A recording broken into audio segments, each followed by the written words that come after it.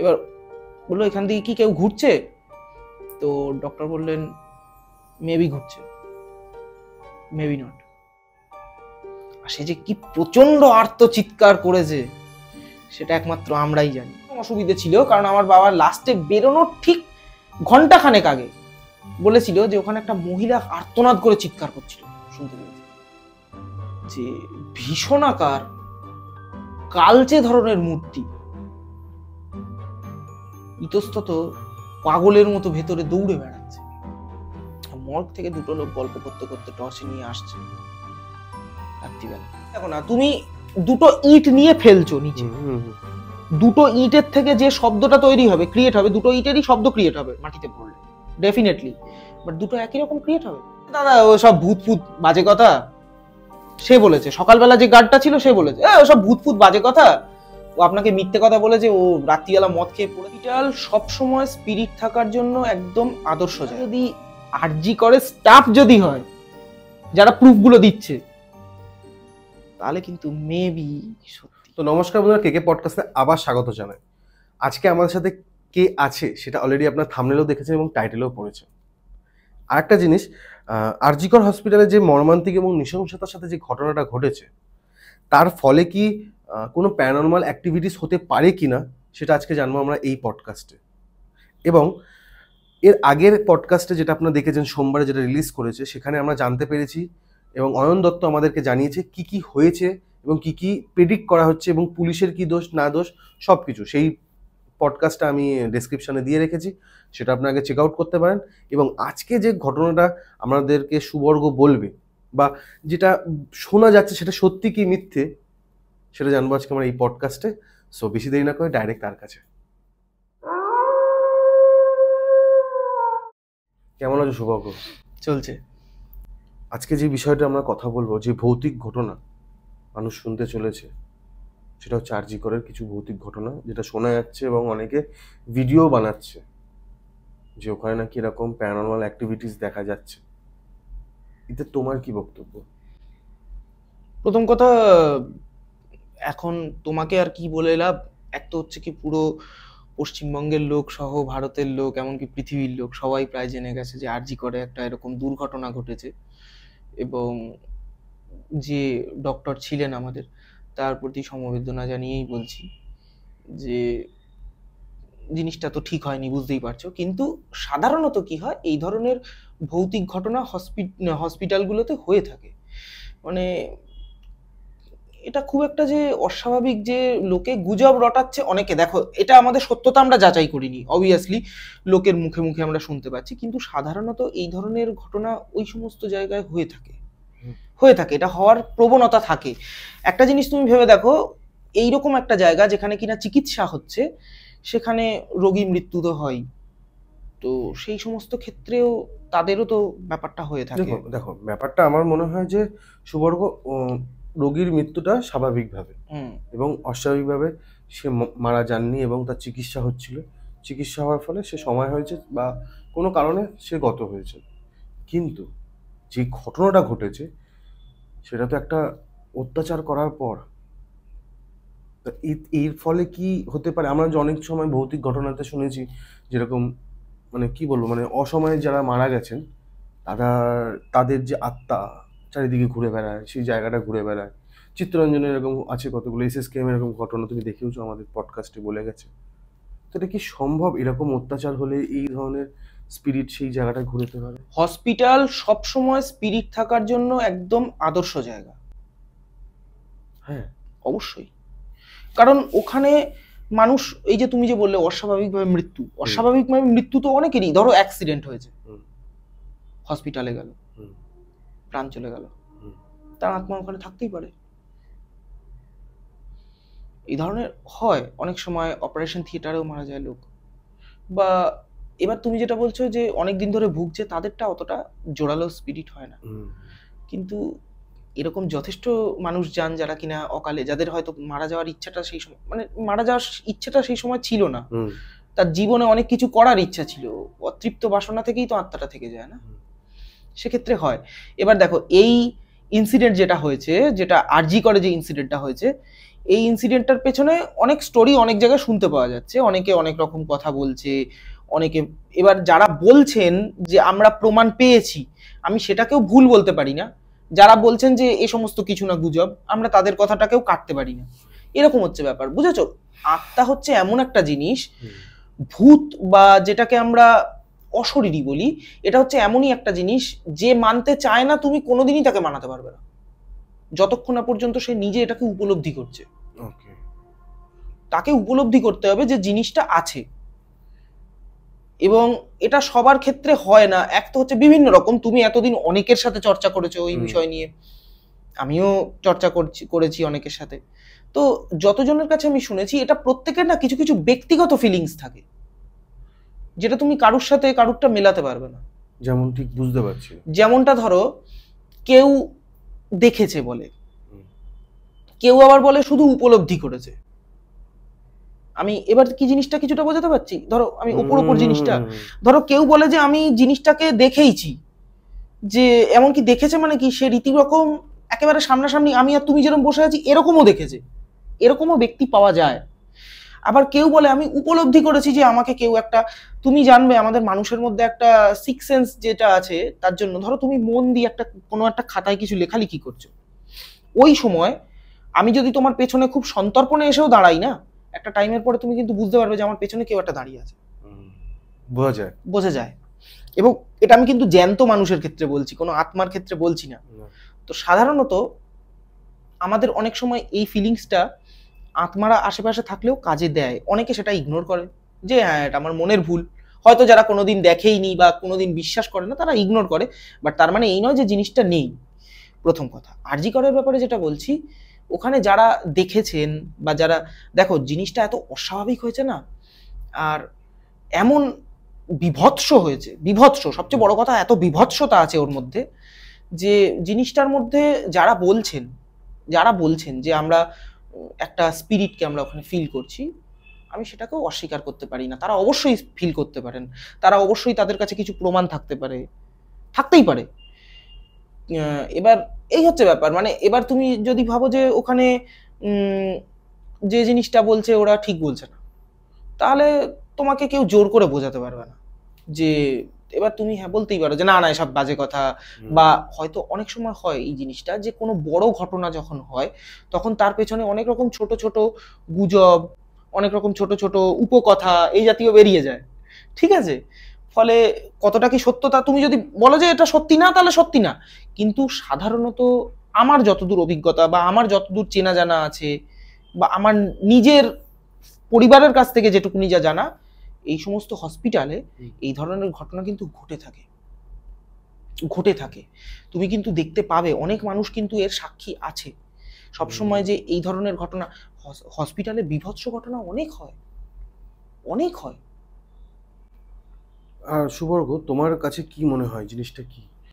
দেখো, যেহেতু আমি স্পিরিট বিশ্বাস করি বা আমি যেহেতু এইগুলোকে বিশ্বাস করি, ফলে আমি তো অবিশ্বাস করতে পারবো না।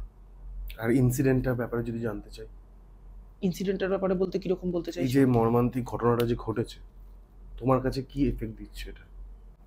খুবই খারাপ, খুবই খারাপ। একজন বাঙালি হিসেবে বলতে গেলে যদি বলো, খুবই লজ্জাবোধ করছি, খুবই লজ্জাবোধ করছি।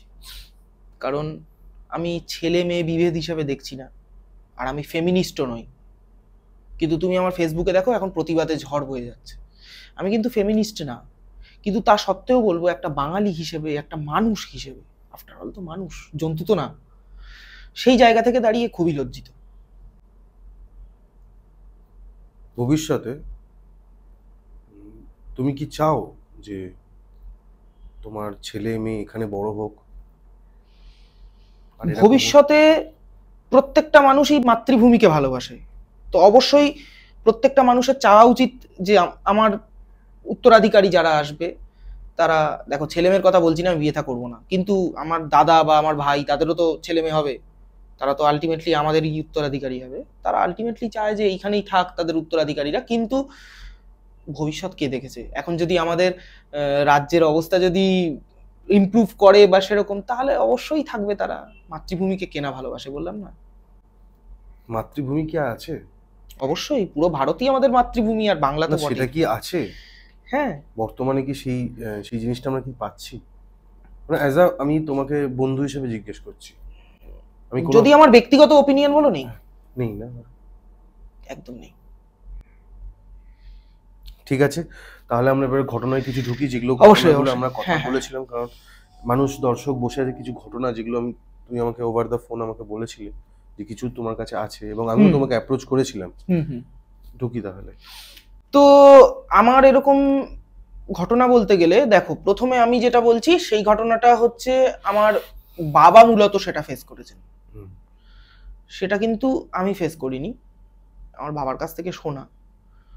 তবে আমি যখন একজনদের বাড়িতে গিয়েছিলাম, তারা আমাকে একটা ঘটনা বলেছিল, সেটা শুনে আশা করি তোমার ভালোও লাগবে বা দর্শকরাও কিছুটা উৎসাহ পাবে। রিলেট হবে কি ব্যাপারটার সাথে? না, ব্যাপারটার সাথে রিলেট হবে না, ওকে। রিলেট হবে না, কিন্তু জিনিসটা যেহেতু আমরা চিকিৎসা বা এই জাতীয় জিনিস থেকে বলছি, তো সেখান থেকে তো অবশ্যই মানে রিলেট হবে। হসপিটাল বা এরকম হসপিটাল, ব্যাপারটা হসপিটাল, হসপিটালে। শুনি তাহলে। তো প্রথম যেটা, সেটা হচ্ছে আমার দাদুকে আমি দেখিনি, জীবদ্দশায় দেখিনি। আমার বাবার বিয়ের পরে প্রায় 2 বছরের পরে আমার দাদু মারা যান, আমি দেখিনি আমার দাদুকে। তো 2 বছরও হয়নি, তার আগেই আমি দেখিনি মোটামুটি।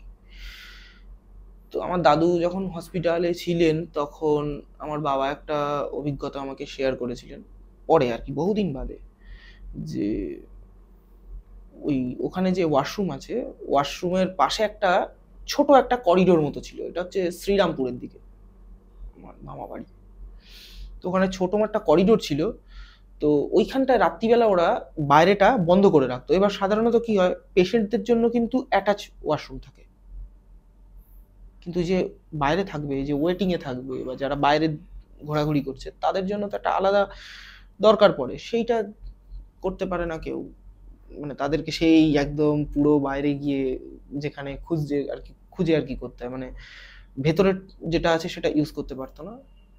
তো একবার একজনকে জিজ্ঞেস করেছিল, তো সে বললো, দাদা কিছু মনে করবেন না, আমরা তো এরকম বাইরের ঘটনা, আমরা তো এরকম ঘটনা তো আমরা এরকম শেয়ার করি না, তা সত্ত্বেও বলছি এখানে এরকম একটা স্পিরিট আছে। তো বলছে, আপনারা কেউ দেখেছেন? বলছে যে না, এরকম দেখেছে অনেকে বলে, কিন্তু অনেকে বলে দেখেনি। এবার তো আর কিছু সেরকম সেদিন হয়নি। তো দাদুর খুবই শরীর খারাপ। এবারে আত্মীয় স্বজন যারা আছে সেই সময় আর কি, এখন তারা অনেকে বেঁচেও নেই, তারা যেত টেত, আমার মারা তো যেতই। এইবারে বাবাকে বলা হতো যে তুমি এক কাজ করো, রাত্রিবেলা থাকবে। আর আমার বাবা এমনি হচ্ছে খুব ভীতু না, কিন্তু খুব সাহসীও না, ঠিক আছে, খুব সাহসীও না, মানে এমনি কাজবাজের ঠিক আছে, কিন্তু এবার ওই রকম ক্ষেত্রে রাত্রির বেলা ওরকম বসে আছে, তো করিডোরে একটু দেখা যাক কি ব্যাপারটা। করিডোরে গেছে, তো গিয়ে দেখছে কেউ নেই, লিটারালি ফাঁকা। রাত্রির বেলা পেশেন্টের সাথে, পেশেন্ট পার্টি থেকে একজনকেই অ্যালাউ করেছে, ছিল। করিডোরে গিয়ে দেখছে কেউ নেই, কিছু নেই। তো তখন আমার বাবার একটা ফিলিংস হয়েছিল যে ওই সাইডে কিছু তো একটা আছে, তাহলে একটু দেখে আসি। গিয়ে দেখছে কিছু নেই, প্রথম দিন কিছু নেই, কিছু বুঝতেও পারেনি। ফিরেও এসছে, তো প্রথমে ভেবেছে কি, লোকে তো অনেক সময় ছড়ায় না। এইবারে আমার দাদুর কন্ডিশন না আরো খারাপ হয়ে যাচ্ছিল, আমার দাদু সেবারে মারাই যায়। তো যখন জিনিসটা কি হয়েছে, প্রায় আমার মানে শরীর খুব খারাপ বলে উনি আরো ডাক্তার আরো চাপ দিচ্ছে। সেই সময় ওরকম আরেকদিন ওরকম গেছে, গিয়ে এরকম দাঁড়িয়ে আছে, কিছু নেই। আমার বাবা তো জানে যে কিছু নেই ওখানে, লোকে অনেক সময় অনেক রিউমার ছড়ায়, তো সেরকম ছড়িয়ে গেছে। কিন্তু সেদিন মনে হয়েছিল কিছু একটা গন্ডগোল হচ্ছে। সেটা কিরকম গন্ডগোল হচ্ছে না, প্রথমে ভেবেছিল যে ভেতরে মনে হয় কোনো বিড়াল টিড়াল ঢুকেছে বা এই জাতীয় কিছু একটা খুচখাচ আওয়াজ। এবার ভেবে আর গুরুত্ব দেয়নি, কারণ প্রথম দিন আমাদের জানবে একটা জিনিস হয়, ফার্স্ট ইমপ্রেশনটা খুব বড় ব্যাপার। ফার্স্ট ইমপ্রেশনে আমার বাবা কিছু বুঝতে পারেনি, তো সেকেন্ড দিন কাছে হয়েছে বিড়াল টিড়াল কিছু আছে। তারপরে দেখছে বাইরে তো তালা দেওয়া, তো উঠে এসছে। এবার দেখো মানুষের মাথায় ইনস্ট্যান্ট কিন্তু ওই সময় কাজ করে না, পরে গিয়ে একটু কাজটা করে। এটা তুমি অনেক সময় খেয়াল করে থাকবে যে আরে এটা তো আমি ওই সময় স্বাভাবিক বেরিয়ে এলাম, তো এটা তো স্বাভাবিকভাবে হওয়াটা তো পসিবল না। এবার এসছে তখন এবার হঠাৎ করে মনে পড়েছে যে দুটো ওয়াশরুম ছিল সাইডে, দুটো ওয়াশরুমের দরজা বন্ধ, পিছন দিকে দেওয়াল, দেওয়াল মিন্স এরকম ঘরের মতো, তাহলে ওপাশ দিয়ে যে কেউ টপকে ঢুকবে তাও না, ওয়াশরুমের ভেতরেও যে কেউ টপকে ঢুকবে তা না। এইবারে বেড়াল যদি হয়, এক হচ্ছে কি কোনো ভারী জিনিস সরানোর মতো আওয়াজ হওয়া পসিবল না, আর দ্বিতীয়ত হচ্ছে কি এদিকের গেটটায় তালা দেওয়া, তাহলে ঢুকলো কখন? এটা কিন্তু ওখানে যখন দাঁড়িয়ে ছিল তখন কিন্তু খেয়াল করেনি, পরেই খেয়াল করেছে আরে তাহলে ঢুকলো কখন। এবার দেখো ছোটখাটো আওয়াজ বা এরকম কিছু হলে কিন্তু পরে দেখছে একটা ভারী, এবার ভারী জিনিসের আওয়াজটা খেয়াল করেছে কিন্তু তখন না অতটা গুরুত্ব দেয়নি, ভেবেছে যে হয়তো লোক ঢুকেছে, দরকারে তো লোক ঢোকে কাজবাজ করতে। এবার সে যদি ঢোকে সে কি বাইরে দিয়ে তালা দিয়ে ঢুকবে? ক্লবসেবেলে ক্লবসেবেলে তালা দেওয়া, বাইরে, ভেতরে আওয়াজ হচ্ছে, ভেতরে যেগুলো জিনিসপত্র যা রাখা, অনেক সময় দেখবে যে কোনো এরকম জায়গায়, ধরো এদিকে ওয়াশরুম তো, উল্টো দিকে অনেক জিনিসপত্র স্টোরেজ রুম ফুম এসব থাকে, আওয়াজ হচ্ছে, ভেবেছে যে কিছু ঢুকেছে। ওখানে দাঁড়িয়ে যখন ছিল তখন বুঝতে পারিনি, তখন ভেবেছে মনে হয় কিছু বেড়াল টেড়াল কিছু ভেতরে অনেক সময় থাকে হসপিটালে, তারা ঢুকেছে। এইবারে বলছে তখন উপরে এসে তখন না একটু একটু ভয় লাগছে, কি জিনিসটা ছিল, জিনিসটা কি ছিল। সকালের দিকে গেছে, গিয়ে একটা লোক ওখানে দাঁড়িয়েছিল সিকিউরিটি টাইপ, তাকে জিজ্ঞেস করেছে আচ্ছা দাদা এইখানে এইটা কি আপনারা খোলেন দরজাটা? বলছে না, দরজাটা তো দেখুন না তালায় ময়লা পড়ে আছে, দরজা কেউ সত্যি খোলা হয় না। বলছে এটা কি ব্যাপারটা? বলছে দাদা ও সব ভূত ফুত বাজে কথা, সে বলেছে সকালবেলা যে গার্ডটা ছিল সে বলেছে ও সব ভূত ফুত বাজে কথা, ও আপনাকে মিথ্যে কথা বলেছে, ও রাত্রিবেলা মদ খেয়ে পড়ে থাকে, সব ভূত ফুত বাজে কথা বলেছে। এটা এই জন্য বন্ধ করে দেওয়া, কারণ ভেতরের যে ঘরগুলো আছে ওটা যেহেতু পুরনো হয়ে গেছিল, ওর হচ্ছে কনস্ট্রাকশনটা উইক হয়ে গেছে, ওখানে যদি কাউকে যাওয়া বা এরকম কিছু যদি ধসে যায় তো প্রবলেম হয়ে যাবে, এই জন্য ওদিকের কনস্ট্রাকশনটা এখন বন্ধ করে রেখেছে। এবারে ঠিক আছে, আবার নিশ্চিন্ত, বলে দিয়েছে কনস্ট্রাকশনে অসুবিধা আছে, তো কিছু ধসে মশে পড়েছে হয়তো রাত্রিবেলা, সেইটাই শুনেছে, ঠিক আছে। এইবারে আবার দাঁড়িয়ে আছে, ভয় নেই তো, আর ভয় তো কেটে গেছে, সকালবেলা লোকটা তো বলে দিয়েছে। ওদিকে ডক্টর বলছেন যে দাদুর শরীর খারাপ হয়ে যাচ্ছে, রেসপন্স মানে করা বা ওষুধপত্র সেরকম রেসপন্স আর করতে পারছেন না, অনেকদিন ধরে ভুগছিলেন আমার দাদু, এবং দীর্ঘমেয়াদী অসুস্থতায় যা হয় পয়সাও জলাঞ্জলি যাচ্ছে, আর তিনিও শারীরিকভাবে কষ্ট পাচ্ছেন, একটা টেনশন, তার মধ্যে আর কি এইসব ভূত টুত আর মাথায় থাকে। আবার দাঁড়িয়ে আছে, কারণ ওখানে যতজন ব্যক্তি ছিল তার মধ্যে আমার বাবা একটু কম সাহসী হলো, তুলনামূলক বেশি সাহসী, দাঁড়িয়ে আছে। এবার বারবার না ভয়টা খায়, ভয়টা খাওয়ার পরেও যেহেতু লোকগুলো এক একজন এক এক রকম বুঝিয়ে দেয় তো কেটে যায়, আবার ওরকম আওয়াজ পেয়েছে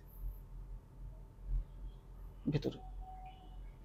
তখন বলছে যে যদি ভেতরে কোনো কনস্ট্রাকশন থেকে যদি কিছু ধসেই পড়ে তাহলে আওয়াজটা কিন্তু একই রকম হওয়া পসিবল না, আর একটা সময় সাপেক্ষ থাকে, সময় সাপেক্ষ বলতে পারো প্রথম কথা।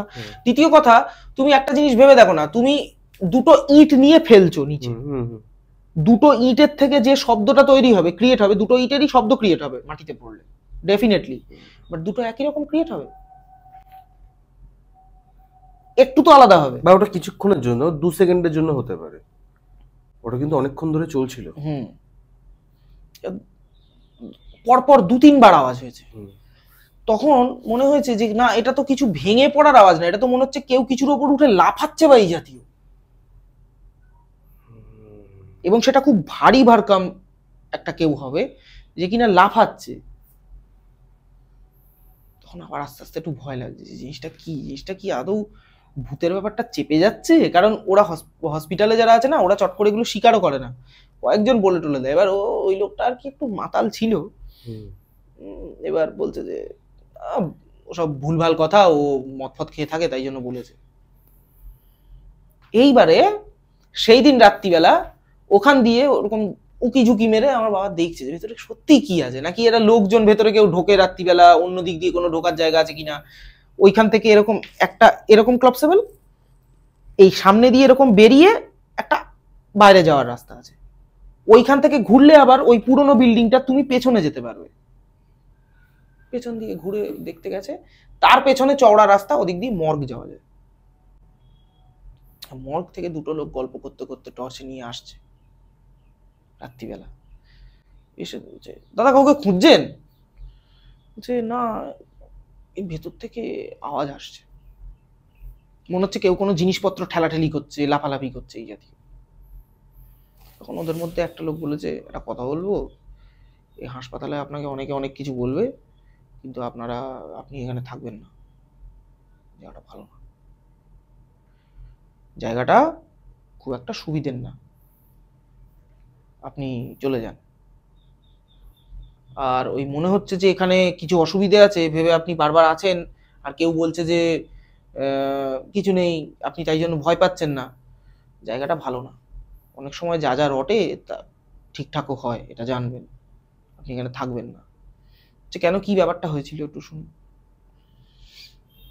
তখন ওরা যেটা বললো যে ওইখানে একটা ঘটনা ঘটেছিল, সেটা খুবই বিভৎস, খুবই বিভৎস। সেটা হচ্ছে, ওরা প্রায় যারা ওখানে হসপিটালে যারা থাকে তারা ওখানে রোগীদের জন্য আগে ওই যে অক্সিজেন সিলিন্ডার এইসব এনে রাখা হয় না, কে ওখানে অতি বুদ্ধিমানি করে অক্সিজেন সিলিন্ডার ঠুকে দিয়েছে। ভেতরে 3 জন ছিল, 3 জনই জ্বলে গেছে। ছিল তো অক্সিজেন সিলিন্ডার, বাঁচানোর কোনো চান্স মানে তার কোনো চিহ্নই পায়নি, মানে এমন ভাবে বিধ্বস্ত হয়ে গেছে। আর ওই যে বলছে না বিল্ডিংটা আন্ডার কনস্ট্রাকশন আছে, যেহেতু জ্বলে গেছে ভেতর থেকে, তো ওই ঘরগুলো আর থাকার যোগ্য নেই। জ্বলে গেলে কি আর থাকা যায় কি না? করে থাকবে? ওর তো, তোমার যদি তুমি কোনো সিভিল ইঞ্জিনিয়ারকে জিজ্ঞেস করো, সে ভালো বলতে পারবে, তোমার জিনিসটার কনস্ট্রাকশনটা তো উইক হয়ে যাবে। ওকে, মানে এই ঘরটা যদি ধরো জ্বলছে, খবরদার। মানে আমি জিজ্ঞেস করছি অ্যাজ আ কিউরিয়াস জিজ্ঞেস করছি যে এই ধরো কোনো একটা ঘর, কোনো একটা ঘর বলে বলো, নিজের ঘর বলো না, কোনো একটা ঘর ধরো জ্বলছে, হ্যাঁ, তাহলে সেটা আর বসবাসযোগ্য আর থাকবে না। এটা কি বাস্তুগত ভাবে বলছো না? না না না না না, এটা আমি একদম সায়েন্সে বলছি, এটা কোনো বাস্তু না। ধরো কোনো বিল্ডিং জ্বলে গেল, হ্যাঁ, তার একটা লিমিট আছে, এবার ওইটা তো অক্সিজেন সিলিন্ডার ভেতরে রাখা ছিল, আর অক্সিজেন নিজেও জ্বলে, তো পুরো ধাক করে জ্বলে গেছে না। আর একটা জ্বলার একটা রেঞ্জ আছে। ধরো তুমি সাপোজ বলছে কি, আমরা তো বাড়িতে রান্না বান্না করি, তাহলে তো সেই আগুনের হলকাটাও গিয়ে দেওয়ালে লাগছে, ওতে ক্ষতি হয় না। একটা লেভেল আছে, ধরো কোনো একটা ঘরে আগুন লেগে গেছে, বা সেই ঘরে সবকিছু বিধ্বস্ত হয়ে গেছে, পুড়ে গেছে, সেই ঘরে সাধারণত কি হয়, আমাদের এই যে দেওয়ালের যে ইনার যে স্ট্রাকচারটা আছে, ওটা উইক হয়ে যায়। তখন কি হয়, এরকম কনস্ট্রাকশন থেকে এরকম চাঙড় খসে পড়ার সম্ভাবনা থাকে। বুঝতে পেরেছি। তবেই ওইখানে বাইরে ক্লপসেবল দিয়ে দিয়েছিল, কারণ লোকজন যদি ওখানে ঘুরতে গেল, এরকম করে ঘুরে বেড়াচ্ছে, এরকম মাথা টাথা তুলে দুম করে মাথার উপর একটা চাঙড় পড়লো, হয়ে গেল আর এক কেলোর কীর্তি। ওই জন্য বন্ধ করা আছে। এবার এটা তো লোকজন, দেখো, এটা কারণেই বন্ধ করেছে, যারা বন্ধ করেছে তারা ভূত বলে অ্যাজ বন্ধ করেনি। এবার তুমি যদি বলো এসব জায়গায় ভূত, যথেষ্ট জায়গায় ভূত আছে, কিন্তু সেখানে বন্ধ করেনি। এসএসকেএমই যাও না, কত ভূতের গল্প আছে শুনতে পাবে। এসএসকেএমই কত ভূতের গল্প আছে, কম আছে? এটা তো যে হাসপাতালের, মানে যে হসপিটালটার কথা বলছি, তো শ্রীরামপুরের দিকে। ওটাও কি সরকারি? এটা ঠিক বলতে পারবো না, এটা ঠিক বলতে পারবো না, আমি ভুলে গেছি সেটা, কারণ যেহেতু আমি আমার বাবার কাছ থেকে শুনেছি, আর বহুত দিন আগের কথা। হ্যাঁ, এবার দেখো, তোমাকে যেটা আমি জানি না তো বলতে পারবো না না না না, আমি শুনেছিলাম। এটাই নার্সিংহোম না হসপিটালও তাও বলতে পারবো না, তবে এরকম জিনিসটা, বুঝেছো? তারপর ওখান থেকে এইবারে, হ্যাঁ, ঘটনাটায় ফিরি, আবার ঘটনাটা তো পুরোটা তো শেষ করিনি। তখন আমার বাবার গেল জিত জিবে, দেখবো তাহলে আর আমার বাবা এমনি কম বয়সে বিয়ে করেছে। আর আমার বাবার একটু এই সমস্ত নিয়ে ঘাটাঘাটি করা স্বভাব আছে। দেখবো তাহলে কি জিনিসটা। ওখানে গিয়ে সব মন্ত্রতন্ত্র কিসব পাঠফাট করেছে, করে দেহ বন্ধ টন্ধ করেছে, করে কি সব আমার বাবা জানে এসব সিস্টেম, আমি এত কিছু শিখিনি। যাতে দেখা যায় আর কি, যাদেরকে কোনো স্পিরিট থাকলে দেখা যাবে। তো বলছে যে ভীষণ আকার কালচে ধরনের মূর্তি ইতস্তত পাগলের মতো ভেতরে দৌড়ে বেড়াচ্ছে। তো বাবা দেখতে পাচ্ছে? মানে দেখার পরে তার তো দাঁতে দাঁত লেগে গেছে প্রায়। তুমি কখনো কাউকে, কোনো ব্যক্তিকে, তুমি বেনারস গেছো নিশ্চয়ই, না। কোনোদিন কোনো শ্মশানে কাউকে কাঠে পুড়তে দেখেছো? ঠিক ওই রকম বডি দৌড়ে বেড়াচ্ছে।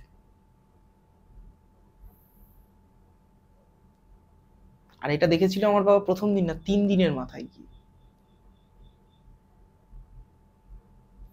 মাথার চাঁদিগুলো সাদা হয়ে গেছে, কঙ্কালের চাঁদি বেরিয়ে গেছে, এরকম ব্যাপার। দৌড়ে বেড়াচ্ছে ভেতরে উদ্ভ্রান্তের মতো। তাদের চোখ মুখ নেই বলে তারা কিছু দেখতে পাচ্ছে না, এদিক ওদিক ধাক্কা খাচ্ছে, সেই আওয়াজটা বাইরে শোনা যায়। বাইরে যে আওয়াজটা শোনা যাচ্ছিল এটার, তাদের চোখ টোক তো নেই, গিয়ে এদিক ওদিক ওই ভেতরে যে জিনিসপত্রগুলো রাখা আছে তাতে ধাক্কা খাচ্ছে তারা। এত বিভৎস কন্ডিশন।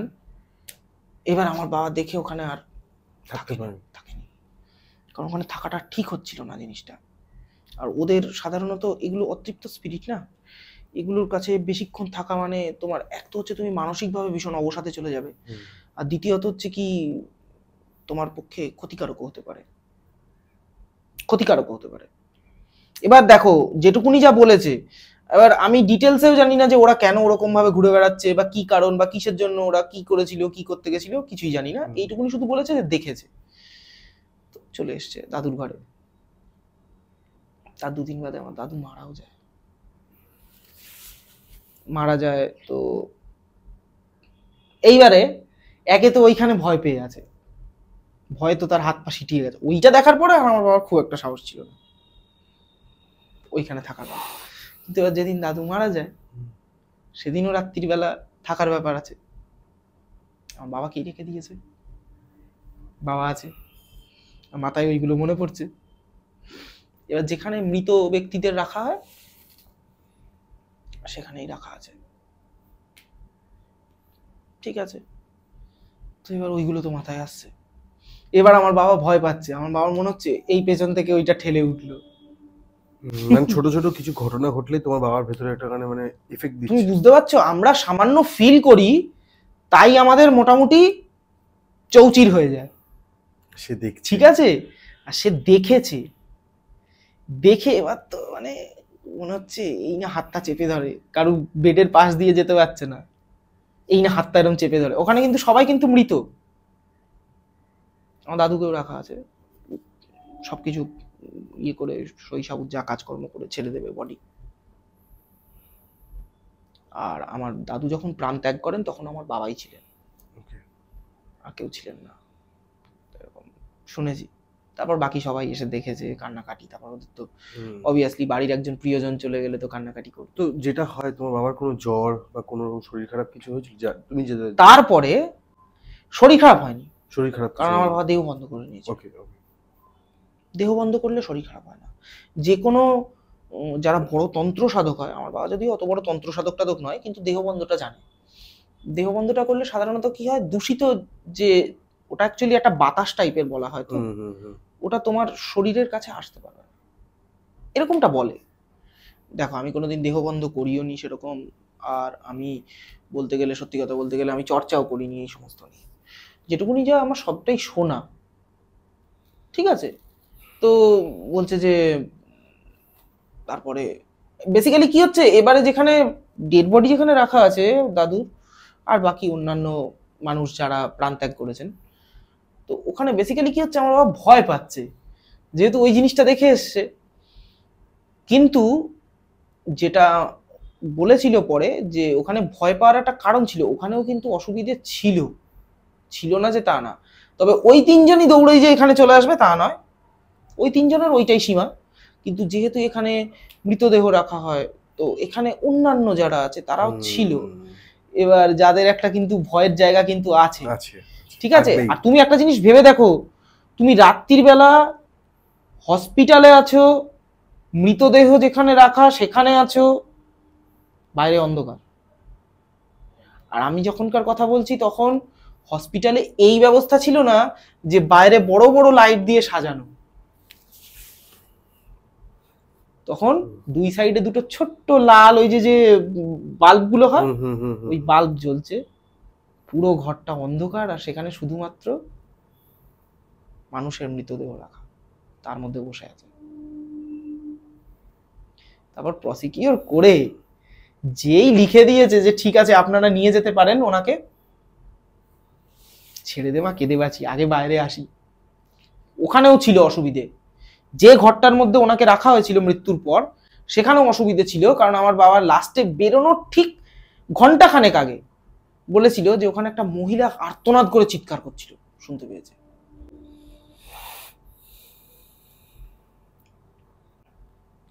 আর্তনাদ করে চিৎকার করছিল, শুনতে পেয়েছে। হ্যাঁ, আর বেরোনোর আগে যে মর্গের মানে মর্গের করিডোরটা আর এই করিডোরটা আলাদা, কিন্তু হসপিটালে অনেক বড়, তো অনেক বড় এলাকা ধরে থাকে, তো ওখানে বাইরে বেরিয়ে এসে দাঁড়িয়েছে, কারণ থাকতে পারছিল না ঘরে, ভয় লাগছিল। এবার এরকম দেওয়াল, দাদুর বেডটা এরকম সাইডে ছিল, বেরিয়ে এসে বাইরেটা দাঁড়িয়েছিল। তখন মনে হয়েছিল যে পাশ দিয়ে একটা মহিলা চলে গেল, কোলে একটা বাচ্চা। দেখে আবার ঘরে ছুটে চলে এসছে দাদুর কাছে, এসে দাদুকে ধরে আবার বসে আছে। মানে এইরকম কেটেছে আমার বাবার তখন। অ্যাকচুয়ালি আমার বাবা অনেক ছোট বয়সে, বলতে গেলে নাবালক নয়, তবে সাবালক হলেও খুব বড় বয়সে বিবাহ করেন। 20 বেশি না 20 কম? 20 বেশি, 20 বেশি, তবে 25 কম। তার জন্য ভীষণই ভয় পেয়েছিল ওই টাইমটায়। কিন্তু এটা আমার বাবা সত্যি কথা বলতে কি কাউকে বলেননি, এমনকি আমার মাকেও বলেননি। তো ওটা আমাকে বহুত দিন বাদে বলেছিলেন, আমি তখন কলেজের সেকেন্ড ইয়ারে পড়ি, তখন বলেছিলেন এইটা। তো আমার জিনিসটা তুমি যখন বললে যে তুমি যদি কিছু এরকম তোমার এক্সপিরিয়েন্স শেয়ার করতে পারো, আমি তখন ওই জিনিসটা মনে পড়লো যে এরকম একটা হয়েছিল ইনসিডেন্ট, আমার বাবার সাথে হয়েছিল। আর বাবার সাথে এসএসকেএমও একটা হয়েছিল। এটা সেকেন্ড ঘটনা? হ্যাঁ, এটা। আর বাবার সাথে এসএসকেএমও এরকম একটা ঘটনা ঘটেছিল, সেটা বাবা আমার মাকে বলেনি, আমাকে বলেছিল। সেটা হচ্ছে আমার বাবা একজনকে বাইক শেখাতে গেছিলেন। বাইক শেখাতে গেছিলেন। সে একে তো রাস্তার বাঁক, তারপরে বালি ফেলা, সে টেনে দিয়েছে জোরে। তাতে কি হতে পারে? ছেঁচড়িয়ে গেছে, স্কিড খেয়ে পড়ে গেছে। ছেঁচড়িয়ে শুধু যায়নি, আমার বাবার তার জন্য কলার বোন আর হিপ জয়েন্ট ভেঙে যায়।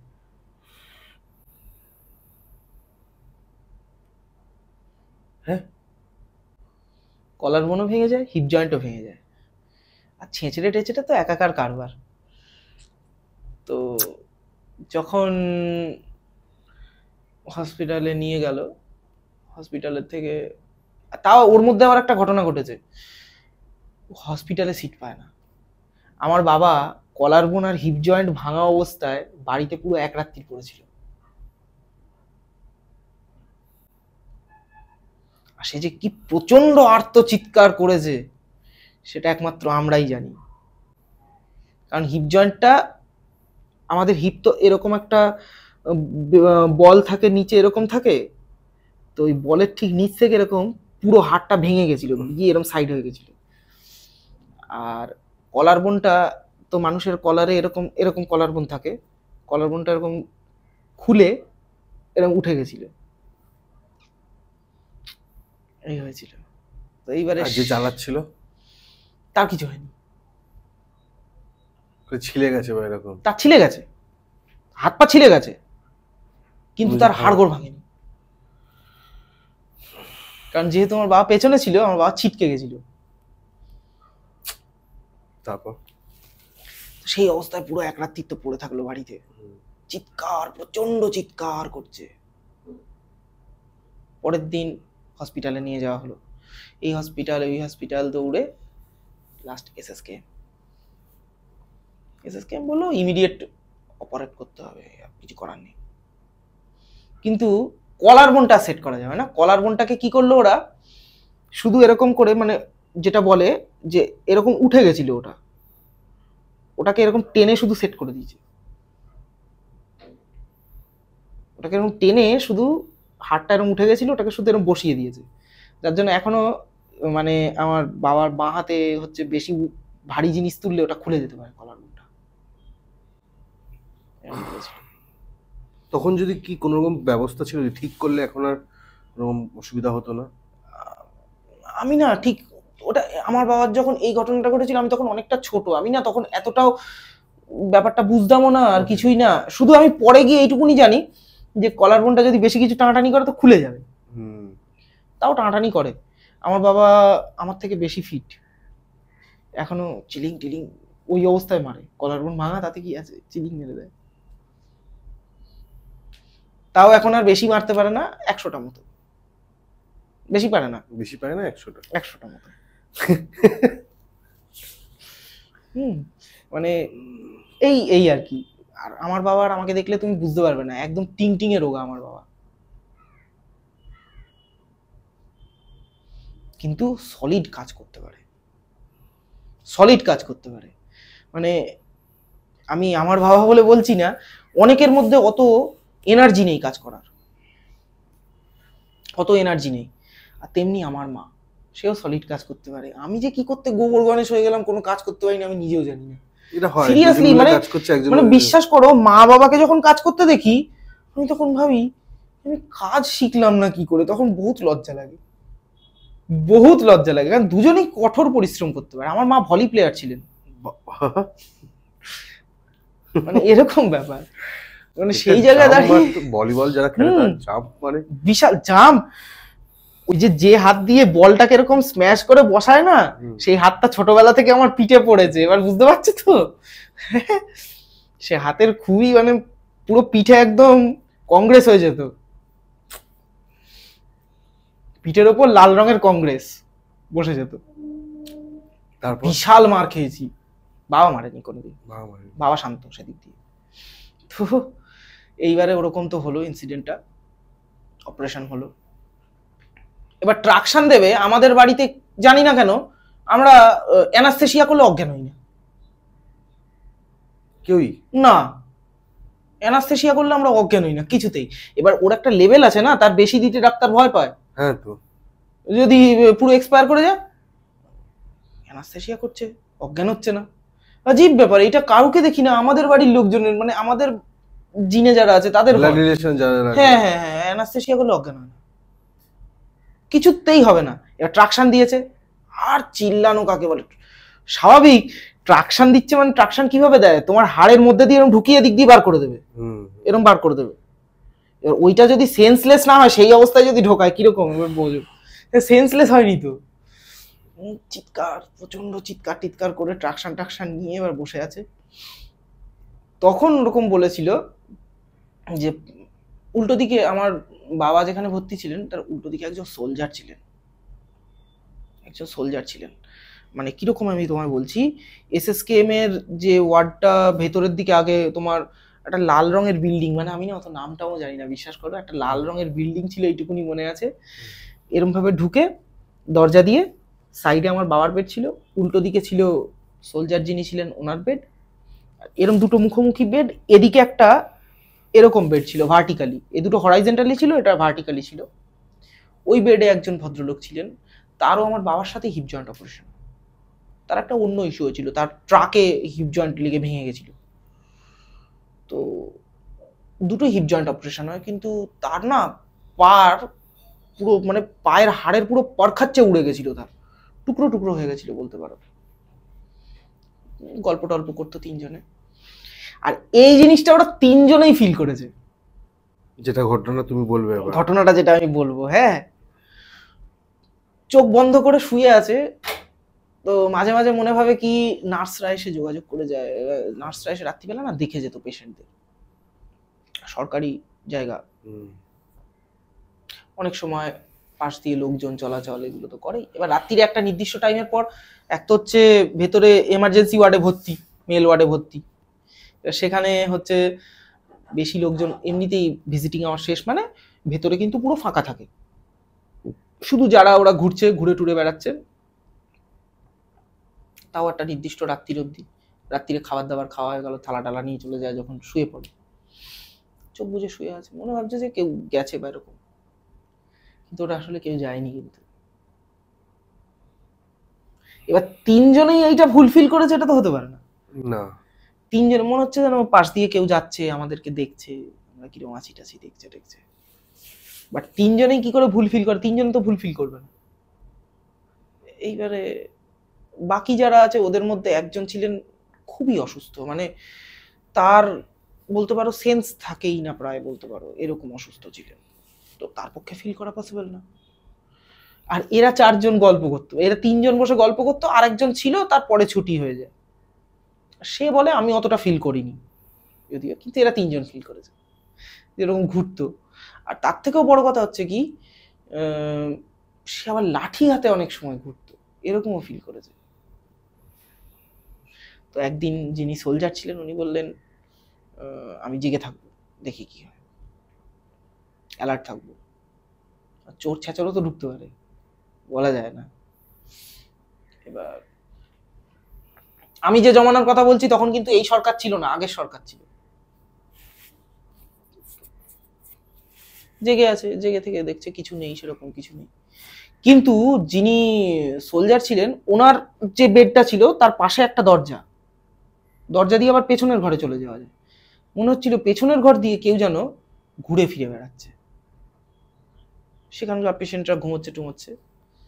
তো এবার উনি বললেন যে কে রাত্রিবেলা, উনি জিজ্ঞেস করেছেন। এবার উনি ছিলেন বাঙালি নয়, অবাঙালি, কন হ্যাঁ জিজ্ঞেস করেছেন, তো কোনো উত্তর নেই। দু তিনবার জিজ্ঞেস করেছেন, করার পরে উনি বলছেন না যেতেই হবে। এবার যিনি সোলজার ছিলেন না, ওনার হাতটা এখান থেকে কিছু একটা অসুবিধা হয়েছিল, কিছু একটা বোন রিপ্লেস হয়ে গেছিল বা কিছু, সেটা সেট করানোর জন্য ছিলেন। উনি ওই অবস্থায় নেমেছেন, নেমে ও ঘরে গেছেন, গিয়ে ও ঘরে আবার যারা ছিলেন তাদের মধ্যে একজন ডক্টর ছিলেন পেশেন্ট হিসেবে, পেশেন্ট হিসেবে তিনি নিজে ডক্টর, তিনি পেশেন্ট হিসেবে ভর্তি ছিলেন। তাকে আস্তে করে ডেকেছে, তিনি এসএসকেএমেরই সম্ভবত ডক্টর ছিলেন। তো উনি বলছেন যে এরকম সবকিছু বললেন, বলার পরে উনি বললেন আপনি বেশি গুরুত্ব দেবেন না, আপনি শুয়ে পড়ুন। এবার বললো এখান থেকে কি কেউ ঘুরছে? তো ডক্টর বললেন মেবি ঘুরছে, মেবি নট। মানে কিছু বুঝতে পারলে? যারা ডক্টর থাকেন তারা ভালো করেই জানেন যে ওখানে কে কে আছে, সবকিছু ডক্টরদের কাছে ক্লিয়ার। এবারে আমি একটু ফিরে আসি ব্যাকে। তুমি যে আরজি করের ইনসিডেন্টটা বলছিলে মনে আছে? তো ওরা যদি আরজি করে স্টাফ যদি হয় যারা প্রুফগুলো দিচ্ছে, তাহলে কিন্তু মেবি সত্যি। আমি তোমাকে এতগুলো জিনিসটা কেন ক্লিয়ারলি বললাম আমি, বুঝতে পেরেছো? কারণ সাধারণত যারা স্টাফ, তুমি দেখো আমার প্রথম যে ঘটনাটা যেটা বাবা বলেছে, সাধারণত যারা স্টাফ তারা এগুলো ফিল করেন, কিন্তু অনেক সময় বাইরে বলে না। অনেক সময় বাইরে, এক তো হচ্ছে কি তুমি যদি আমার খুব বিশ্বস্ত হও তাহলে আমি তোমার কাছে কিছু শেয়ার করতে পারি, জাস্ট এই তোমার সাথে এখন যেরকম শেয়ার করছি এরকম কিছু শেয়ার করতে পারি। আর সাধারণত যারা স্টাফ তারা তো নিজেরা জানেই, নিজেরা তো চর্চা করেই। আর হচ্ছে যারা একটু নিম্ন পদস্থ লোকজন যে হসপিটালে আছেন, ডি গ্রেড বা এরকম বলে না, হ্যাঁ বলতে পারো, তারা অনেক সময় যদি কোনো রকম কিছু নেশা বা এই জাতীয় সাথে যুক্ত থাকেন তো তারা অনেক সময় চর্চা করে ফেলে। ফলে এইগুলোর মাধ্যমে এই জিনিসগুলো বাইরে বেরোয় না যে তা না, তবে এই ধরনের ইনসিডেন্ট কিন্তু হয়। যাই হোক, আমি আবার ওই ঘটনাটায় ফিরি। সেটা হচ্ছে এসএসকেএম এর যেটা, তো ওইখানে ওটাতে শেষ হয়নি এটা না। তুমি কি বলো ওটা শেষ হয়ে গেল? না, আমি ভাবছিলাম মানে ওই যে দেখা যাচ্ছে জানে, তা আমি শেষ হয়ে গেল, মানে শেষ হয়নি। সেদিনের মতো ওনাকে পাঠিয়ে দিলেন, তুমি এবার উনি ছিলেন সোলজার, অবভিয়াসলি ওনার হাত ভেঙে গেলেও উনি সোলজার, ঠিক আছে, উনি আবার চিকিৎসা হয়ে গেলে উনি সুস্থ হয়ে চলে যাবেন, মানে যেখানে ওনার আবার ডিউটি চলে যাবেন। তো এবার তুমি বলতে পারো যে সোলজার যখন, তাহলে উনি এসএসকেএম এ কি করছেন? ওনার তো কমান্ডো হসপিটাল আছে, উনি কমান্ডো হসপিটালে কেন ভর্তি হলেন না? আসলে এসএসকেএম ওই সময় যে চিকিৎসক ছিলেন তিনি অর্থোপেডিকের খুব ভালো অপারেশন করতে পারতেন, ভীষণ ভালো একজন অর্থোপেডিক সার্জন ছিলেন। এবার তুমি আমাকে, আমি অনেক ছোট ছিলাম ভাই, আমাকে এর থেকে বেশি কিছু জিজ্ঞেস করো না, বলতে পারবো না। খুব ভালো, আমার মার কাছে যেটা শুনেছি, যার জন্য কমান্ডো হসপিটাল থেকে ওনাকে রেকমেন্ড করেছিল যে এই সোলজারের এই বোনটা তুমি ঠিক করে দিও, হাড়ে একটা প্রবলেম হয়েছিল সেটা তুমি ঠিক করে দিও। অর্থোপেডিক খুব বড় সার্জন ছিলেন। তো হাত ভেঙে গেছিল সামথিং, এরকম কিছু একটা হয়েছিল, উনি হাতটা এরকম ঝুলিয়ে থাকতেন, আমি দেখতাম, আমাকে ভীষণ ভালোবাসতেন। আর ওনার বাড়ির লোককে বলতেন যে এরকম একটা বাচ্চা, এরকম ওনার ছেলে আসে, তো তুমি একটু, আমি তোমায় পয়সা দিচ্ছি, তোমরা, ওনার বাড়ির লোককে বলতেন তো ওর জন্য একটা চকলেট নিয়ে রেখে দিও। উনি আবার লুকিয়ে একটা চকলেট নিয়ে রেখে দিতেন, আমি গেলে আবার দিতেন, নাও তোমার জন্য চকলেট রেখেছি বলে। ভীষণ ভালো ছিলেন, নন বেঙ্গলি ছিলেন ভদ্রলোক, ভীষণ ভালো। আর ওনাকে আমি, এত বছর হয়ে গেছে, আমার ওনার মুখটাও এখন পরিষ্কার মনে পড়ে না, কিন্তু ভালোবাসাটা মনে পড়ে, ব্যবহারটা থেকে ভালোবাসাটা মনে পড়ে। যে মানে বলতে পারো ওই আমার প্রথম সোলজার হিসেবে অভিজ্ঞতা। তার আগে আমি কিন্তু, দেখো আমিও তো ছোট ছিলাম, সোলজার হিসেবে কিন্তু আমার, মানে বলতে পারো আমার সোলজারদের প্রতি ওই থেকে ভালোবাসাটাই ক্রিয়েট হয়ে গেছে, আলাদা করে একটা আলাদা লেভেলের, এইরকম আর কি। তো তারপরে উনি তো চলে আসেন, উনি এসে আবার ওনার বিছানায় রেস্ট করতে থাকেন। যখন উনি ওনার বিছানায় রেস্ট করতে থাকেন, তখন ওনার মনে হয় যে জিনিসটা ওনার পাশ দিয়ে, আমার বাবা যে খাটে ছিল সেইটার পাশ দিয়ে সামনের দরজা দিয়ে বেরিয়ে গেল। তারপরে রাত্রির তখন 3:30 মতো বাজে, তখন ডক্টর এসছেন, ঠিক ওই জিনিসটা হয়েছে তখন, তার কিছু বাদে ডক্টর এসছেন, এসে বলছেন জেগে আছো, মানে ওকে, ভদ্রলোককে হিন্দিতে বলছে। তো আমার বাবা জেগেই ছিল, কারণ একে তো ট্রাকশানে আমার বাবার তো অবস্থা খারাপ হয়ে গেছে, কারণ খুব একটা ঘুম আসতো না, শেষ রাত্রির দিকে ঘুম ভেঙে গেছিল। তো আমার বাবাকে বলেনি, ওই ভদ্রলোককে হিন্দিতে বলেছেন। তো বাবা বলেছে এখনই মনে হয় শুলেন, একটু ঘুমোচ্ছিলেন, এতক্ষণ জেগেই ছিলেন, গল্প করছিলেন হালকা হালকা। তো উনি তখন হিন্দিতে জবাব দিচ্ছেন, হ্যাঁ জেগে আছি। উনি বাংলা বুঝতেন, কিন্তু অতটা হিন্দি, মানে অতটা বাংলা উনি বলতে পারতেন না, কমফোর্টেবল ছিলেন। জেগে আছি বলাতে ডক্টর বলছেন এখন ঠিক লাগছে। মানে ভদ্রলোক, মানে ডক্টর, উনি নিজে, উনি শরীর, ওনার হেলথ খারাপ, তাও উনি ওই যে স্বভাব, মানে বলে না স্বভাব যায় না মোলেও, ওনার যেহেতু অন্যের হেলথের খবর নিয়ে নিয়ে অভ্যাস, উনি আবার রাত্রিবেলা নিজে এক চক্কর শেষ রাত্রি আবার ঘুরে নিয়ে আবার দেখে নিতেন যে কারোর কোনো অসুবিধা হয়েছে কিনা। অথচ উনি নিজে ওখানে ভর্তি আছেন, অ্যাডমিট আছেন, উনি কিন্তু অ্যাজ আ ডক্টর কিন্তু তখন ওখানে কাজ করছেন না। কিন্তু ঠিক আছে, হ্যাঁ, উনি বসলেন আবার পাশে, বসে উনি জিনিসটা বললেন যে কি বেরিয়ে গেল তো। আমার বাবা সেটা তখন না বুঝতে পারেনি, ধরতে পারেনি, বুঝতেই পারেনি যে কি বলছে, কি নিয়ে কথা বললো, কি বেরিয়ে গেল, কে বেরিয়ে গেল, ওরা সেইটা নিয়ে ডিটেলসে টুকটুক করে বললো। এবার উনি তো সোলজার ছিলেন, উনি বললেন তার মানে এটা সত্যি। হ্যাঁ, বাবা না জাস্ট কিছু না বুঝে এরকম বসে আছে, কি বলছে, কি সত্যি। আর বাবা কিন্তু যখন বেরিয়ে গেছে তখন কিন্তু বুঝতে পেরেছে যে কিছু একটা পাশ দিয়ে একটা লোক চলে গেল। আমার বাবা তো গুরুত্ব দেয়নি। আর সকালবেলা জিজ্ঞেস করছে ওই ভদ্রলোককে, আচ্ছা আচ্ছা আপনারা, হিন্দিতেই জিজ্ঞেস করছে যে আপনারা রাত্রিবেলা কি নিয়ে কথা বলছিলেন। তো ও কিছু না, তুমি শুয়ে পড়ো, তুমি বেশি নড়ো না, তোমার ট্রাকশনটা এখনো শুকায়নি। সে না বলুন কি, না সেরকম কিছু না, ওই লোকজন এখানে কিরকম কি স্টাফরা আছে, কখন কি বেরোবে সেই নিয়ে কথা বলছিলেন। বসে ভাবছে যে কথাটা ঘুরিয়ে দিল, কথাটা তো এরকম, এত রাত্রিরে স্টাফ নিয়ে কেন গল্প করতে যাবে, কোন স্টাফ কখন বেরোয়, আর সেরকম নিয়ে তো কথা হয়নি। কারণ কথাটা হয়েছে খুব, মানে কি বলবো, কোড ল্যাঙ্গুয়েজ টাইপের। বেরিয়ে গেল তো শুধু ডক্টর এরকম বলেছেন। তো উনি এরকম তাকিয়ে বললেন আমিও বুঝতে পেরেছি, মানে হিন্দিতে বললেন আমিও বুঝতে পেরেছি। আবার কখন আসবে বা এরকম কিছু জিজ্ঞেস করেছেন, তো উনি বললেন যে এত রাত্রির দিকে ফলো রেখো, আবার আসবে। বাট এতটুকুনি কথা হয়েছে তো, আমার বাবা কতটুকুনি খেয়াল করেছে, কিন্তু এটা বুঝতে পারেনি যে ওটা মানুষ নয়, কোনো স্পিরিট নিয়ে কথা হচ্ছিল। সেটা ধরতে ধরতে আমার বাবার মানে সেটা যখন ক্লিয়ারলি বলেছে, ততদিনে আমার বাবার ট্রাকশন মানে পায়ের যে অরিজিনাল যে হিপ জয়েন্ট যেটা ভেঙে গেছিল, ওটা মোটামুটি শুকিয়ে গেছে, ট্রাকশন খোলার টাইম চলে এসেছে। এতদিনের মধ্যে একটাও কোনো কথা হয়নি, বা বুঝতেও পারেনি। বুঝতে পেরেছে, ওটা বুঝতে পারতো রাত্রিবেলা। না না, আমি বলছি যে তোমার বাবাকে যে বলা হচ্ছিল, তো বাবা ধরতে পেরেছিল কি ব্যাপারে কথা হচ্ছিল? ধরতে পেরেছিল বলতে, দেখো আমি যেটা তোমায় বলছি, বুঝতে পারতো যে পাশ দিয়ে কেউ যাচ্ছে, এবং আমার বাবা লাস্টের দিকে বুঝতে পেরেছিল যে এটা কোনো স্পিরিট।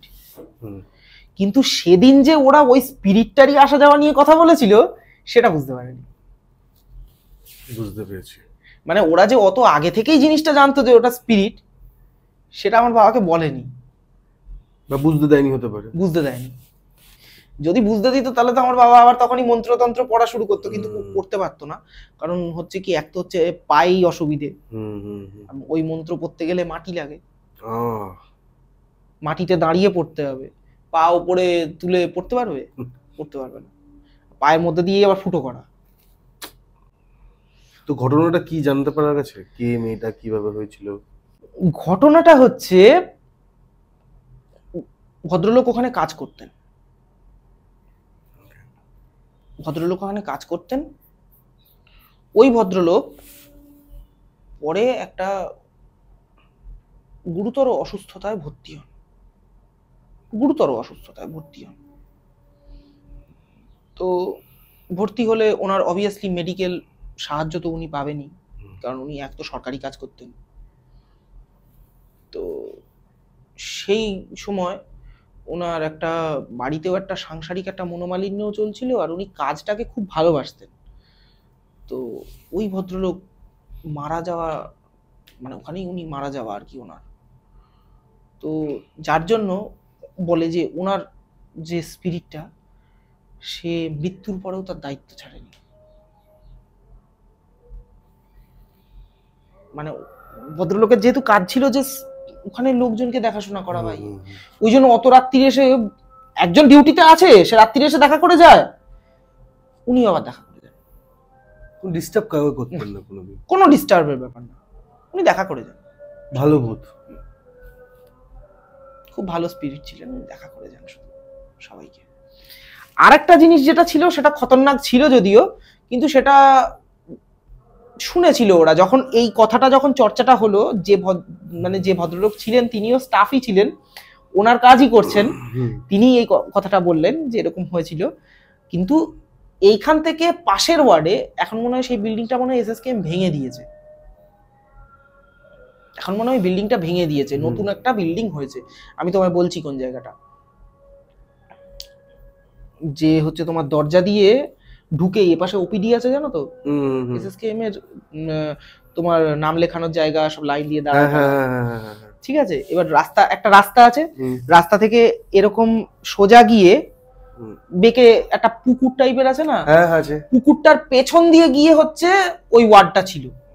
পুকুরটার পেছনে হচ্ছে একটা লাল রঙের একটা বিল্ডিং ছিল, যেখানে আমার বাবা ভর্তি ছিলেন। এখন মনে কনস্ট্রাকশন হচ্ছে, আই থিংক ওইখানটা আমার যতদূর আমার বলছি তো, ওইটা মনে হয় ভেঙে দিয়েছে এখন। একটা ওখানে একটা ছোট একটা মাজার মতো আছে, দেখেছো ভেতরে? এসএসকেএম এর ভেতরে একটা মাজার আছে, কিন্তু খেয়াল করিনি ঠিক। তো ওই পেছনে যেতে হয়। তো ওখানটা এখন কিছু চেঞ্জেস হয়তো করছে, আগে একটা লাল রঙের বিল্ডিং ছিল, এখন তো সব নীল সাদা করে দিয়েছে রং। আগে একটা লাল রঙের একটা সেই ব্রিটিশ মানে রাইটাসের যেরকম রং, ওরকম কালারের একটা বিল্ডিং ছিল। তো ওইখানে একটা ইনসিডেন্ট ঘটেছিল। তো সেই তিনি একজন ছিলেন ভদ্রমহিলা, বহুত দিন আগে তিনি নাকি পুরো জ্বলে গেছিলেন, আগুনে পুড়ে গেছিলেন, এবং তার বাড়ির লোকেরা ষড়যন্ত্র করে অগ্নিসংযোগ করে। তিনি মারা যাওয়ার পর তিনি ওইখানে অতৃপ্ত ছিলেন। এবং এসএসকেএম এ না এরকম বহু গল্প তুমি শুনতে পাবে, বহু গল্প, কারণ বহু পুরনো হসপিটাল, বহু বহু বহু স্টোরি তুমি পেয়ে যাবে এদিক ওদিক। আচ্ছা, এখনো কিন্তু শেষ করিনি ওইটা। ওইটা শেষ হয়নি। একটা জিনিস আমি মানে জিজ্ঞেস করবো সুবর্গ, এটা কি প্রত্যেকটা হসপিটালে কিছু না কিছু থাকে? যদি না খুব নতুন হয়, যদি না খুব নতুন হয়, আর যদি না সেখানে মৃত্যু বা এই জাতীয় কিছু হয়ে থাকে। ধরো কিছু কিছু চিকিৎসা কেন্দ্র বলে খুলেছে, হসপিটাল না, চিকিৎসা কেন্দ্র, চিকিৎসা কেন্দ্র, সেখানে ধরো চোখ দেখা হয়, কান দেখা হয়, নাক দেখা হয়, ওসব জায়গায় থাকবে না,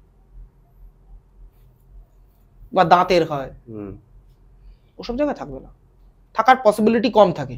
এক যদি কাউকে খুন করে মানে সাবার করে দিয়েছে তাদের থাকতে পারে, তারপরে ধরো ওখানে ওপিডি খুলেছে থাকতে পারে, বাট হসপিটালে অবভিয়াসলি থাকে। তো এই জিনিসটা এবার আমি যে বললাম না যে জিনিসটা সামনে এলো কবে থেকে, জিনিসটা সামনে এলো ধরো প্রায় বলতে পারো তখন ডক্টর বলেছে যে এবার আপনার মোটামুটি যা আছে, আমার বাবাকে বলেছে মোটামুটি আপনার এবার ট্রাকশন খুলে দেওয়া হবে বা এরকম। তো আপনি বেশি এখন তো হাঁটাহাঁটি করতে পারবেন না, আস্তে আস্তে একটু ওঠার চেষ্টা করবেন, হিপ জয়েন্ট ভেঙে গেছে মানে। আর এক প্রকার সেই সময় আমরা জানতাম যে আমার বাবা আর খুব একটা চলতে পারবেন না। আমরা মেনলি খুব মানে মানসিকভাবে খুব তৈরি হয়েছিলাম যে উনি আর কোনোদিন চলতে পারবেন না। বর্তমানে উনি চলতেও পারেন, সাঁতারও করতে পারেন, সাইকেলও চালাতে পারেন, সবই করতে পারেন। মনের জোরটা অনেক বেশি, মনের জোরটা ভয়ঙ্কর বেশি। মানে যখন উনি পরে গিয়ে যখন একবার গিয়েছিলেন ওখানে, ডক্টর বলেছিলেন আপনি কি দাঁড়ানো অবস্থা থেকে আস্তে আস্তে একটু একটু বসতে পারেন, মানে একটু নিচু হতে পারেন, জাস্ট একটু বেন্ড হতে পারেন, এরকম জিজ্ঞেস করেছিল। আমার বাবা কি করেছিল, ধপ করে ওখানে একদম পদ্মাসনে বসার মতো বসে পড়েছে। ডক্টর দেখে বলেছে যে রিকভার করেছেন, কিন্তু এতটা চাপ দিয়ে করাটা উচিত কি, এত চাপ দিয়ে করতে যাবেন না। চাপ দিয়ে রিকভার করেছে, খুব কুইক রিকভার করেছে। আর মনের জোর ভয়ঙ্কর, সাইকেল চালাতে পারে, সাঁতার কাটতে পারে, সবই করতে পারে, কিন্তু হিপ জয়েন্ট ভেঙে গেছে। এবং কি বললাম না যে উল্টো দিকে যে একজন ভদ্রলোকের ট্রাকে অ্যাক্সিডেন্ট হয়েছিল, একই অপারেশন, কিন্তু ওনার ঠিক হয়নি। বয়সের জন্য হতে পারে, তো ওনার তো বয়স ছোট ছিল তখন। আমার বাবার যে সময় এই অপারেশনটা হয়েছিল তার বয়স কম ছিল, তার বয়স কম ছিল, আমার বাবার থেকে কম ছিল।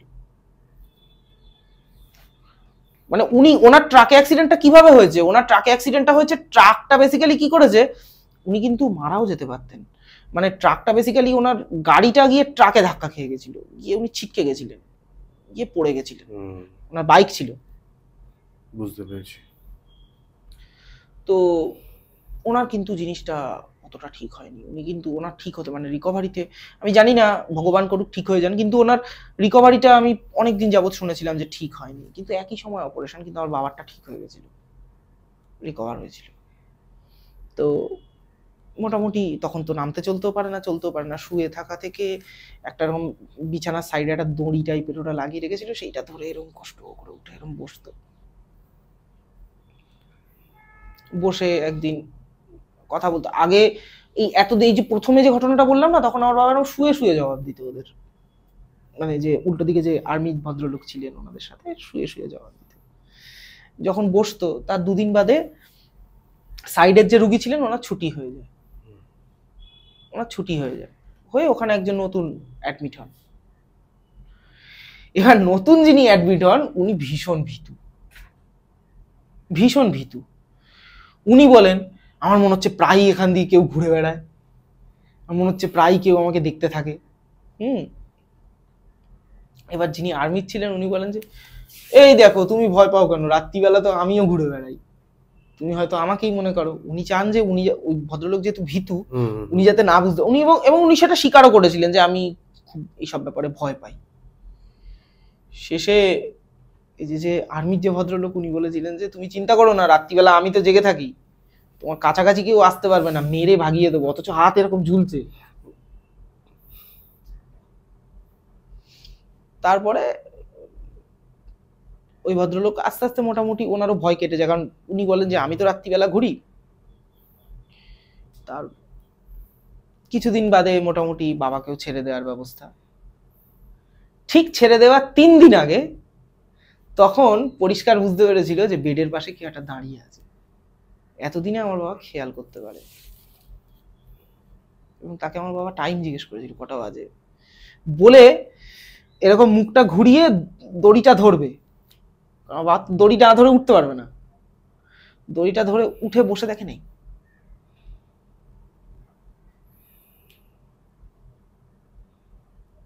তাকে শুধু এইটুকুনি জিজ্ঞেস করেছে কটা বাজে, টাইমটা বলেছে। টাইমটা বলার পরে একটু উঠবো বললে দড়িটা ধরেছে। দড়িটা ধরতে গেলে অটোমেটিক কি হয়, আমার বেডের পাশে এরকম দাঁড়িয়ে আছে, আমি তাকে এরকম জিজ্ঞেস করেছি আর সে এরকম দাঁড়িয়েছিল, অন্ধকার, বেশি মুখটুক বেশি অত খেয়াল করেনি। বুঝতে পেরেছি। আস্তে করে এরকম দড়িটা ধরে এরকম উঠে এরকম তাকাতে তাকাতে তাকে নেই। তখন আর্মির যে ভদ্রলোক ওনাকে ডেকেছে, দাদা দাদা, আর সে খুব সজাগ ঘুমোতো। কি হয়েছে, কিছু অসুবিধা হয়েছে? সে উঠে বলেছে এরকম ছিল পাশে। বললো ও কিচ্ছু করবে না, চুপ করে শুয়ে পড়ো, বেশি ওকে নিয়ে চর্চা করো না, ঠিক আছে? মুশকিলটা হয়ে গেল ওই ভীতু ভদ্রলোক যিনি, উনি জেগেছিলেন। ওকে, মানে উনি মানে দেখতে চেয়েছিলেন কি নাকি এমনি জেগেছিলেন? উনি জেগেছিলেন, উনি তো ভয় পেতেন। উনি রাতের বেলা উঠে পড়েছেন, উঠে পড়ে শুনে নিয়েছেন যে ও তো, ভদ্রলোক তো বিছানায় আছেন আর্মির যে, তাহলে এখানে কে ছিল? মানে সেও বুঝতে তো পেরেইছে, তাহলে এখানে কে ছিল যে এর কথা বলছে। বলছেন যে কি এখানে ছিল, বলুন বলুন। না না, আপনারা কিছু আমাকে লুকাচ্ছেন, আমার কিছু একটা অসুবিধা এরকম কিছু। পরের দিন যখন চিকিৎসার জন্য ওই ডক্টর এসছেন, তখন বলেছেন এই ভদ্রলোক যে আমি তো 2 দিন এখানে থাকবো, তারপর আমার ছুটি হয়ে যাবে। এবার এই ভদ্রলোক যে ছিলেন আর্মির যিনি, ওনারও ছুটি হয়ে যাবে। তো উনি বললেন যে ওনাকে নিয়ে ওই ডক্টর দাদার বেডের পাশের বেডে শিফট করে দিন। ডক্টরের পাশের বেডে শিফট করে দিয়েছে। যিনি আর্মি ছিলেন ওনার ছুটি হয়ে গেল 2 দিন বাদে। এইবারে ডক্টর যিনি ছিলেন উনি বলছেন যে আপনি ভয় পান? বলছে যে হ্যাঁ, আমার তো ওখানে একটু। তারপরে 2 দিন বাদে ওই ডক্টর ওনাকে আর কি, যখন তখন আমার বাবা একটু ওই মানে দাঁড়ানো তো পারবে না, এবার বসা আর কোনো রকমে চলা। আর ওই ভদ্রলোকের ওনার হাতেই কিছু একটা অসুবিধা হয়েছিল, হাতেই। তো কিছু একটা মনে হয় হাড়ে, আচ্ছা হাড়ে টিউমার হয় কারু না তো, এরকম কিছু একটা, হাড়ে কিছু একটা বাদ যাবে ওনার ছিল। ও, হাড়ে কোনো টিউমার হয়? আমি কিন্তু এরকম আমি বলছি না, ছোটবেলা এত স্মৃতি এত মনে নেই, বুঝেছো? মানে মোটামুটি ওনার একটা হাড় কিছু একটা বাদ যাবে। সেইটা কি করবে ওরা, হাড়টা বাদ দিয়ে ওখানে একটা নতুন রিপ্লেস একটা বন বসাবে, খুব বড় অপারেশন হবে ওটা। তো ওনার শুরুতেই ওই অপারেশনটা হয়েছিল বলতে কি, ওনার হাড়টা বাদ দেওয়া হয়েছিল, বাদ দিয়ে হাতটা ইয়ে করে রাখা হয়েছিল। পরে আর কি, আমি কিন্তু এত চিকিৎসা শাস্ত্র এত কিছু বুঝি না, আমি জানি না। তো উনি বলছেন যে আপনি এত বেশি ঘোরাঘুরি করবেন না, আপনার হাতের পক্ষে এখন ঠিক না, আপনি থাকুন। বলে উনি আমার বাবার এখানে এসছেন, উনি ঘুরতে আসতেন ডক্টর যিনি। উনি বললেন কাল তো আমার ছুটি, ভদ্রলোক তো ভয় পান, তো কি করা যাবে? এই যে আর্মি যে ভদ্রলোক ছিলেন ওনার খাটে ওনাকে শিফট আবার করে দিল। উনি যেহেতু ডক্টর, উনি তো ভেতরে ভেতরে শিফট করে দিল। শিফট করে দিয়ে উনি বললেন যে আমরা যা করছি যেন হসপিটাল যেন একেবারে আমাদের বাবার সম্পত্তি, ঠিক আছে? যাই হোক, যেহেতু উনি ডক্টর ছিলেন তো তো হসপিটালের সমস্ত কিছু চেনা জানা, আর ওই হসপিটালেরই লোক উনি, ডক্টর ওই হসপিটালেরই লোক। তো উনি তো, ওনার তো ছুটি হয়ে গেল, উনি তারপর বাড়িতে কিছুদিন রেস্ট নেবেন, নিয়ে আবার কাজে জয়েন করে যাবেন। বলেন আমি দেখে যাব তোমাকে, চাপ নিও না, আমি 2 দিন বাড়িতে রেস্ট নিয়ে আমার তো হয়ে যাবে, তারপর আমি আবার জয়েন করে যাব, তোমায় দেখে যাব।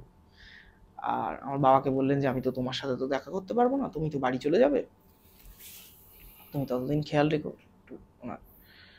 আর ওই পেশেন্ট তো মানে যিনি, যার পায়ে বললাম ট্রাকে লেগেছিল, ও তো অনেকদিন যাবত ভর্তি ছিল।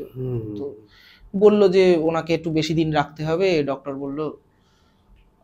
আমার বাবার মোটামুটি ছুটির টাইম, তখন আরেকবার দেখেছিল আমার বাবা যে এই লোকটা বারান্দা দিয়ে ঘুরে দরজার বাইরে থেকে দেখে চলে গেল। সিম্পল কোন নতুন লোক, প্রচুর লোক ঘোরে হসপিটালে, প্রচুর লোক ঘোরে, কজনকে আমরা চিনি। সেদিন আমার বাবার মুখ দেখেছিল, সেদিন আমার বাবা ওর মুখ দেখেছিল, কেমন দেখতে কিছু ডেসক্রাইব করেছে? ডেসক্রাইব করেছে, সেদিনকে ডেসক্রাইব করেছে। চুলটা ছোট করে কাটা, গোল গাল, একজন ভদ্রলোক, ফর্সা করে। আর ভদ্রলোকের দাঁত, সামনের দুটো দাঁত একটুখানি বেঁকা ছিল। বুঝতে পেরেছি। আর প্রচুর পান খেতেন দেখে মনে হয়েছে আমার বাবার। এরকম একটা ডেসক্রিপশন পরে দিন, আচ্ছা আপনাদের কি এরকম একজন স্টাফ রাত্রিবেলা দেখা করেছেন? আমার বাবা যেহেতু ছবি আঁকেন তো একেবারে সুন্দর ডেসক্রিপশন বলেছেন, বললে সে লোকের মুখ ফ্যাকাশে হয়ে গেছে। বলেছেন ও মানে যে ভদ্রলোককে বলেছে ওরা সব একই টাইমে একই সময় সব গল্প গুজব, একই সাথে হসপিটালে কাজ করে, তো অবভিয়াসলি সবাই সবাইকে চিনবে। এবার ডেসক্রিপশন শুনে আস্তে করে পাশে আরেকজন স্টাফ, ওই ভদ্রলোক যিনি ট্রাকে অ্যাক্সিডেন্ট করেছিলেন, তাকে এরকম দেখছে, তার দিকে তাকিয়ে বললো কিছু বুঝলি? ও বললো থাক আর কিছু আর বলিস না, চেপে যা। এবার আমার বাবা বললো চেপে গিয়ে লাভ নেই, আমরা সবই জানি। তখন বললো দাদা ও এরকম কাজ করতো। সেই দিন জিনিসটা ফাঁস হলো। এই যে আমি তোমাকে আগে যে ঘটনাটা বললাম না যে উনি ওখানে কাজ করতেন বা ইত্যাদি, সেই দিন জিনিসটা ফাঁস হলো যে ওই ভদ্রলোক ওখানে কাজ করতেন।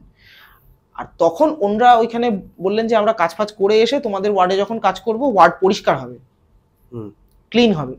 তো ক্লিন হওয়ার সময়, আমরা ক্লিন করার সময় অনেক কিছু বলবো।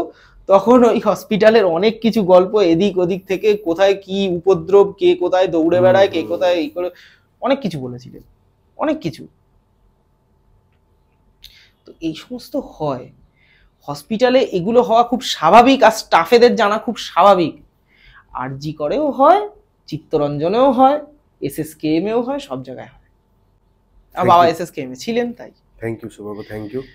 আর একদমই শেষের দিকে কেকে পডকাস্ট কেমন লাগলো? একদম নো ডাউট খুব সুন্দর, এবং তোমার আন্তরিক ভালোবাসায়ও আমি খুব খুশি। Thank you. এবং দর্শকরা অবশ্যই আমাদের এই সমস্ত কিছু শুনে যদি ওনারাও খুশি হন, তাহলে তো থ্যাংক ইউ, সবকিছু। Thank you. আর এতক্ষণ থাকার জন্য আপনাদেরকেও ধন্যবাদ। আজকে আমাদের গেস্ট সুবর্গ, আমি আপনাদের হোস্ট কৌশিক, আর ক্যামেরার পেছনে কিংসুক সেন। নমস্কার। নমস্কার সুবর্গ।